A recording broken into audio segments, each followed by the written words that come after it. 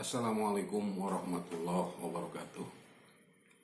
Perkenalkan, nama saya Jajang Supriyatna, peserta upgrading instruktur tahun 2024. Pada kesempatan kali ini izinkan saya akan menjawab pertanyaan CGP yang ada di elaborasi pemahaman modul 2.3, yaitu coaching untuk supervisi akademik. Ada 5 pertanyaan yang diajukan CGP. Yang pertama, apakah penerapan coaching itu didahului dengan supervisi? Nah, untuk menjawabnya, coaching itu kan bisa dipandang untuk masalah umum atau ini dalam hal supervisi akademik. Kalau coaching untuk menyelesaikan permasalahan secara umum tidak selalu didahului dengan supervisi, boleh-boleh saja. Tapi kalau coachingnya untuk supervisi akademik, alangkah lebih baiknya dilakukan dengan supervisi, karena kita tahu tahapan supervisi itu kan ada pra-observasi, kemudian observasi, dan pasca observasi. Nah, mungkin di pra-observasi ini supervisi bisa dilaksanakan dengan proses coaching. Kemudian pertanyaan yang kedua, agar seorang coach bisa berpikir kritis dan menemukan solusi permasalahannya, seorang coach harus menuangkan pertanyaan berbobot. Yang bisa disebut pertanyaan berbobot itu yang bagaimana? Bagaimana cara melatih kemampuan membuat pertanyaan berbobot dalam coaching?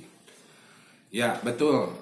Untuk menggali coaching agar mampu menggali coach agar mampu menyelesaikan permasalahannya, coach harus bertanya menggunakan pertanyaan berbobot.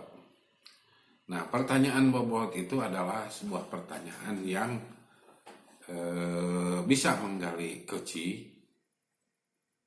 dengan pertanyaan yang mendalam yang diperoleh dari mendengar aktif.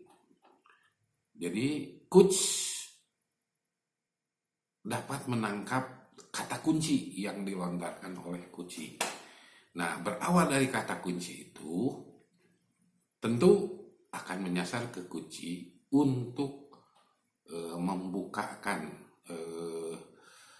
permasalahannya sehingga nanti akan mencapai ya tujuan gitu ya dari proses coaching ini. Jadi bisa memecahkan masalah. Kemudian bagaimana cara melatih kemampuan membuat pertanyaan berbobot dalam coaching?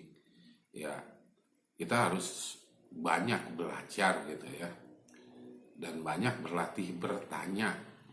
Ada aturannya dalam bertanya itu kan, hindari pertanyaan yang sifatnya menghakimi atau menjudgment sehingga menimbulkan ketidaknyamanan kepada pihak coach. Jadi pada prinsipnya kejar permasalahan itu dengan mencari kata kunci yang diberikan oleh coach. Pertanyaan ketiga, bagaimana cara kita mengajak rekan sejawat untuk di coaching? Namun rekan sejawat ini tidak ingin di coaching, sedangkan kita tahu bahwa dia memiliki permasalahan.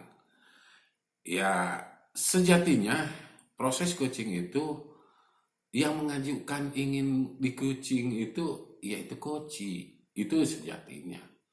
Tapi kalau memang teman sejawat ini agak tertutup sehingga walaupun mulai mempunyai permasalahan tapi tidak ingin di coaching, nah ada langkah sebetulnya. Pertama,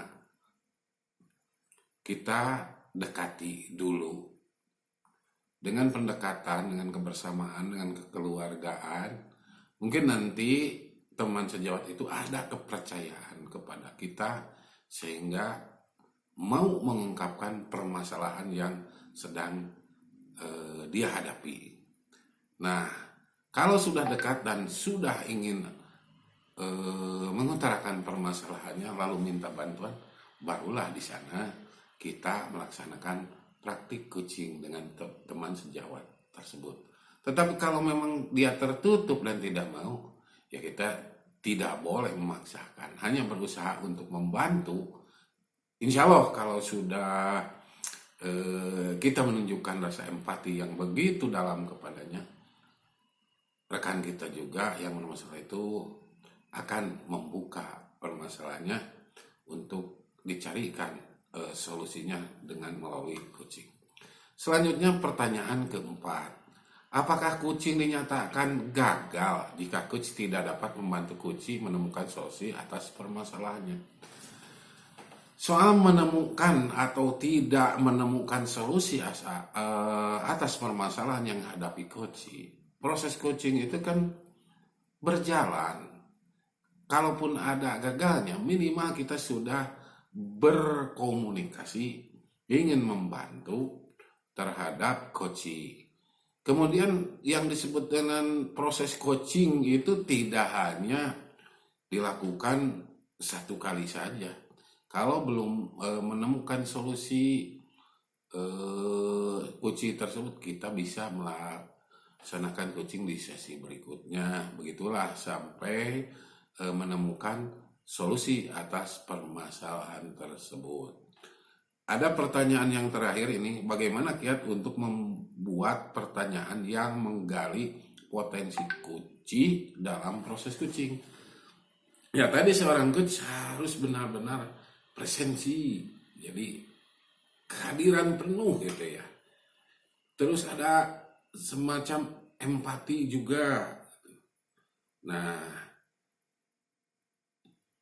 pertanyaan-pertanyaan itu akan terasa berbobot dan berguna bagi coaching kalau kita terus memperhatikan coaching, lalu menangkap kata kunci. Dari sana kita menggiring coaching dengan pertanyaan-pertanyaan yang berbobot sehingga coaching mampu menyelesaikan permasalahan yang dihadapinya. Itulah ya jawaban dari pertanyaan CGP di sesi elaborasi pemahaman modul 2.3. Demikian jawaban saya. Terima kasih. Billahi taufiq wal hidayah. Wassalamualaikum warahmatullahi wabarakatuh.